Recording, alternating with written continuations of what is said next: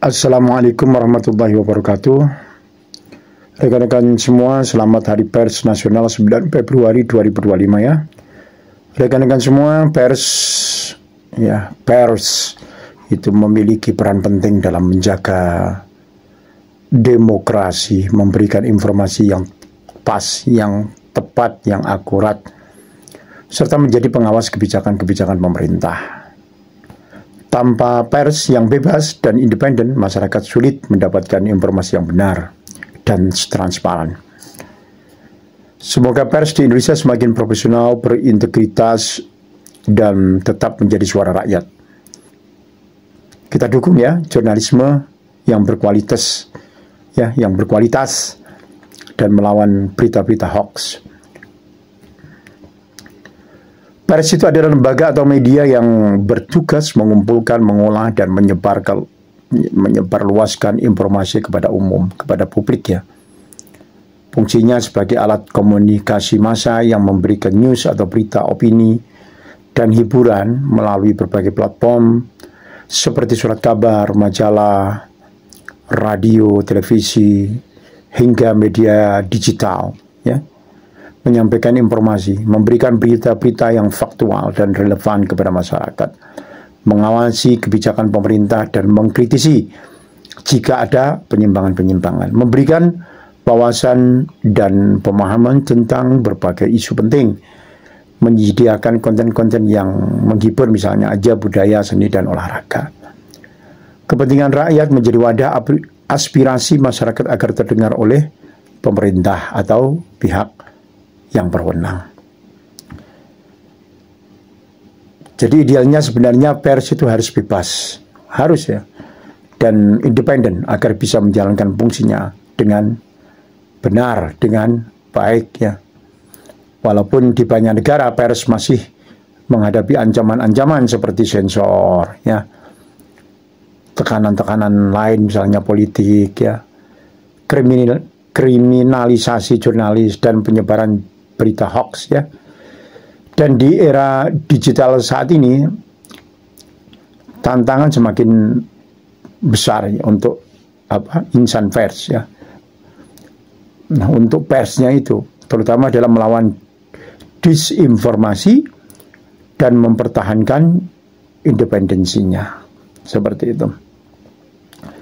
Jadi rekan semuanya ya yang berbahagia di mana aja berada Anda, jadi peran pers itu sangat berguna dalam masyarakat. Itu seperti itu ya. Pers itu memberi akses ke berita-berita seperti politik, ekonomi, hukum, pendidikan, dan berbagai isu sosial ya. Jadi nanti masyarakat yang bisa membuat satu keputusan yang lebih baik jika mendapatkan informasi yang benar dan faktual. Seperti itu, Dulur.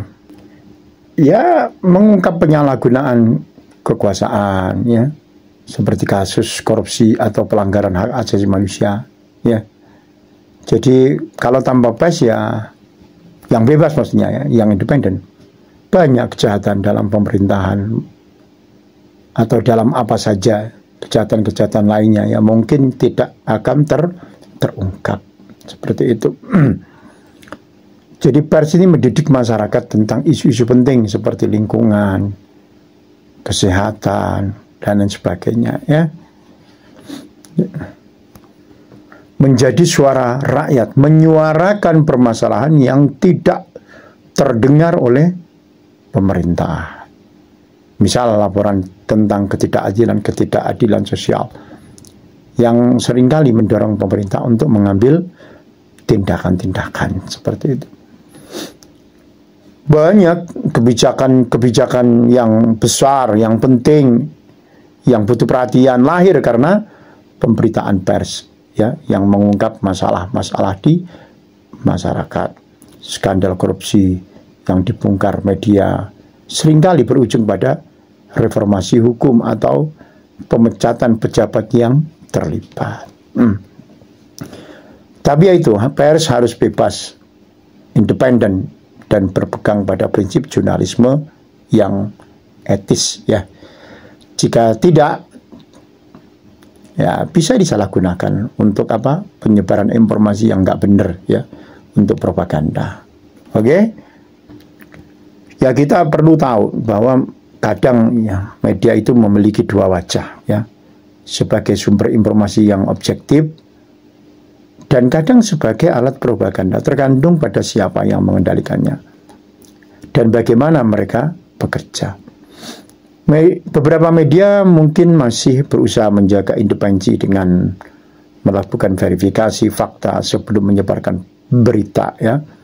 Jadi verifikasi, datang ke TKP dan lain sebagainya ya, datang ke tempat-tempat yang mau diberitakan itu diverifikasi dulu fakta ya sebelum menyebarkan berita, menyajikan berita dengan berbagai sudut pandang tanpa memihak, menghindari berita yang sensasional yang hanya mengejar klik atau rating ya, mengutamakan kepentingan publik dibanding kepentingan pemilik modal atau apa politik ya, seperti itu. Jadi masyarakat sudah paham ini, seperti media yang mengungkap korupsi, memberikan berita berbasis data dan riset, mengkritik kebijakan pemerintah, itu ini golongan yang pertama ya. Namun ada juga media yang lebih condong ke propaganda ya, misalnya dikendalikan oleh pemilik modal atau kelompok politik tertentu sehingga beritanya lebih berpihak ya. Sering kita dengarkan seperti itu ya, sering kita lihat menyebarkan berita yang sudah dimanipulasi untuk memengaruhi opini publik ya, menyesuaikan berita agar sesuai dengan kepentingan sponsor ya, kepentingan iklan ya, membesar-besarkan isu tertentu untuk menutupi isu lain yang lebih penting, seperti itu ya.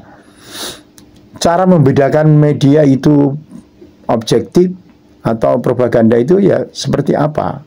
Nah, itu harus kita ketahui ya. Cek berita apakah berasal dari jurnalis yang kredibel, itu seperti itu. Jadi kita cek dulu, bandingkan berita di beberapa media. Jika banyak media memberitakan hal yang sama, ya kemungkinan besar itu lebih objektif ya, seperti itu. Ya, itu pendapat awal ya. Kadang ada judul yang provokatif ya. Jika berita terlalu emosional atau menyudutkan satu pihak tanpa fakta yang jelas, bisa jadi itu propaganda ya. Periksa siapa pemilik medianya. Jika dimiliki oleh politisi atau konglomerat yang dekat dengan kekuasaan, di situ justru ada kemungkinan ada bias misalnya dan sebagainya ya. Jadi media bisa menjadi alat yang sangat kuat ya, memiliki power untuk mencerahkan masyarakat atau malah membodohi kita ini ya. Karena itu kita harus lebih kritis dalam mengkonsumsi berita ya, tabayun ya, seperti itu. Ada yang bertanya, di mana pers itu bekerja Pak atau Mas atau Dek? Pers itu bisa bekerja di mana aja ya, tergantung jenis medianya ya. Bisa bekerja di kantor media, surat kabar dan majalah ya, seperti Kompas, Tempo, Republika dan sebagainya ya, itu kerja di kantor media.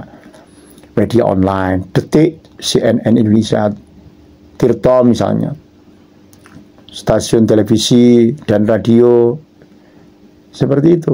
Banyak itu contohnya, stasiun-stasiun. Nah, di sini jurnalis, editor, dan tim produksi bekerja untuk menyusun berita, menulis artikel, ya, serta mengedit konten sebelum diterbitkan, ya. Ada yang bekerja di lapangan, ya, itu pers itu, di tempat kejadian peristiwa, di TKP, ya. Jurnalis lapangan bekerja langsung di lokasi kejadian, ya, gitu telur, untuk mencari bukti, mencari fakta, mewawancarai narasumber, dan mengumpulkan informasi, seperti itu. Contoh meliput bencana alam, unjuk rasa, konferensi pers, atau sidang-sidang di pengadilan, seperti ya di TKP. Ada juga yang bekerja di ruang redaksi, newsroom namanya. tempat di mana berita disunting ya, disunting ya, dikurasi atau dikurangi ya, dan diputuskan apakah layak dipublikasikan atau tidak ya. Editor ini bertugas memastikan berita sesuai dengan standar jurnalistik sebelum disebar luaskan, seperti itu ya. Jadi nggak gampang ya. Ya, tapi kalau sudah terbiasa ya semuanya berlangsung dengan normal, wajar, dan lancar, dan terbiasa ya. Mudah juga kalau sudah terbiasa. Media sosial dan digital, banyak jurnalis ya. Media sosial dan digital. Banyak jurnalis yang juga bekerja di platform seperti YouTube, Twitter ya, Instagram ya, untuk menyampaikan berita cepat ya. Ada juga media independen atau jurnalis atau lepas. Nah, jurnalis lepas maksudnya ya. Yang freelance itu yang bekerja sendiri dan mempublikasikan berita melalui blog atau kanal pribadi. Nah, itu banyak sekarang ini, apalagi hampir semua. Ya, bukan hampir semua ya. Siapapun maksudnya bisa. Secara umum pers bekerja di mana saja informasi bisa didapatkan, baik di kantor, di lapangan, maupun di platform digital. Yang penting mereka tetap menjaga etika jurnalistik dan menyampaikan berita yang akurat, seperti itu. Begitu, saudara, selamat ya buat Insan Pers. Untuk menjadi bagian dari pers profesional itu biasanya ya harus memiliki keterampilan ya. Seringkali harus mengikuti ujian-ujian atau sertifikasi seperti itu ya. Umumnya jurnalis memiliki latar belakang pendidikan di bidang komunikasi, ilmu sosial, jurnalistik, dan lainnya ya. Namun loh ya, siapapun bisa menjadi jurnalis asal memiliki kemampuan menulis, wawancara, dan berpikir kritis, seperti itu. Jadi pelatihan-pelatihan, ada ujian dan sertifikasi tergantung negara dan medianya. Di Indonesia ada uji kompetensi wartawan, UKW namanya, yang diselenggarakan oleh Dewan Pers. Nah, ini anak-anak muda ini harus belajar ini ya, karena ini penuh dengan tantangan ya, menulis dan lain sebagainya. UKW ini bertujuan memastikan wartawan yang memiliki keterampilan yang cukup dan memahami kode etik jurnalistik. Ya, ujiannya meliputi penulisan berita misalnya ya, wawancara, kode etik. Ya, ini penting kode etik karena berkaitan dengan apa? Pelanggaran-pelanggaran, pemahaman hukum dan sebagainya ya, dan undang-undang dan sebagainya, kode etiknya. Jadi pemahaman media, seperti itu. Setelah lulus, seseorang akan mendapatkan sertifikat kompetensi wartawan yang menunjukkan bahwa ia itu adalah wartawan yang bekerja secara profesional. Pengalaman di lapangan, banyak jurnalis mulai dari magang atau bekerja di media lokal. Sebelum bergabung dengan media besar, itu magang dulu, ya, bekerja di media lokal, seperti itu, ya. Karena pengalaman langsung sering lebih penting dibandingkan sekedar pendidikan formal. Jadi pengalaman langsung, seperti itu, Dulur. Itu tadi ada kode etik. Jadi seorang jurnalis profesional harus patuh pada kode etik. Ya, tidak menyebarkan hoax, tidak memihak, dan menjaga independensi. Ya, seperti itu. Melanggar kode etik bisa berakibat pada sanksi, termasuk dikeluarkan dari organisasi pers. Nah, begitu, Dulur, di era digital siapapun bisa menyebarkan berita melalui media sosial di era ini, ya. Namun jurnalis warga tidak selalu terikat, ya. Ini maksudnya ada yang bertanya, bagaimana dengan jurnalis warga atau citizen jurnalis? Nah, seperti itu. Jurnalis warga tidak selalu terikat kode etik, ya, sehingga informasi mereka perlu diverifikasi lebih lanjut. Radio-radio itu langsung dari masyarakat jurnalisnya ya, dimanapun mereka berada langsung mereport ya, sebagai reporter langsung di lapangannya dan di mana-mana. Tapi juga kadang sangat-sangat bermanfaat seperti itu ya. Jadi meskipun tidak semua wartawan harus mengikuti ujian formal, bagi yang ingin bekerja di media besar atau profesional, sertifikasi dan ujian kompetensi itu sangat disarankan ya. Bagi warga yang menjadi jurnalis warga, nah untuk informasi mereka ya bisa diverifikasi lebih lanjut biar sesuai dengan kode etiknya. Jadi di era digital ini hampir semua orang bisa menjadi pers ya, dalam arti menyebarkan informasi terutama melalui media-media sosial ya, walaupun ada perbedaan besar antara jurnalis profesional dan jurnalis warga ya, citizen jurnalis. Kalau jurnalis profesional itu bekerja di bawah media resmi dan mengikuti standar jurnalistik, harus menjalani pelatihan ya, uji kompetensi seperti UKW dan mematuhi kode etik yang sudah saya sebutkan tadi ya. Bertanggung jawab atas keakuratan berita yang disampaikan. Bisa mendapatkan sanksi jika menyebarkan berita bohong atau melanggar etika. Kalau jurnalis warga atau citizen jurnalis, siapa saja bisa menyebarkan berita melalui media sosial atau blog ya. Tidak terikat kode etika jurnalistik secara formal. Bisa membantu menyebarkan berita yang mungkin tidak diliput media besar. Cuman resikonya kadang menyebarkan hoax atau informasi yang tidak terverifikasi ya. Ada plus minusnya ya, ada plus minusnya. Positifnya, informasi menyebar lebih cepat terutama di daerah yang kurang terjangkau media besar ya. Negatifnya banyak berita bias atau hoax ya kadang ya, yang bisa memperkeruh suasana situation terutama dalam isu-isu politik dan sosial. Maka siapapun bisa menyebarkan berita, tetapi tidak semua bisa disebut jurnalis profesional. Dan jurnalis warga juga harus mengedepankan itu.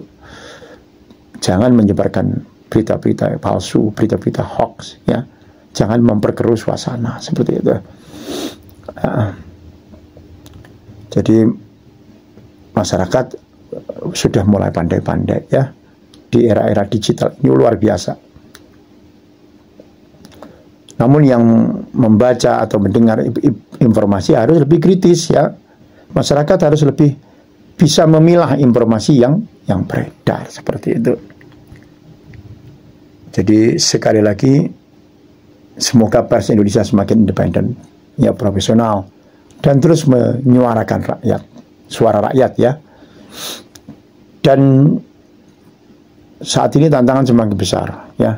Tapi peran pers yang jujur dan berintegritas tetap sangat diperlukan, dan kita dukung jurnalisme yang berkualitas dan melawan berita hoax ya. Jadi selamat Hari Pers Nasional 9 Februari 2025. Jaya selalu dan bersatu padu menyuarakan hati nurani rakyat seperti itu. Assalamualaikum warahmatullahi wabarakatuh.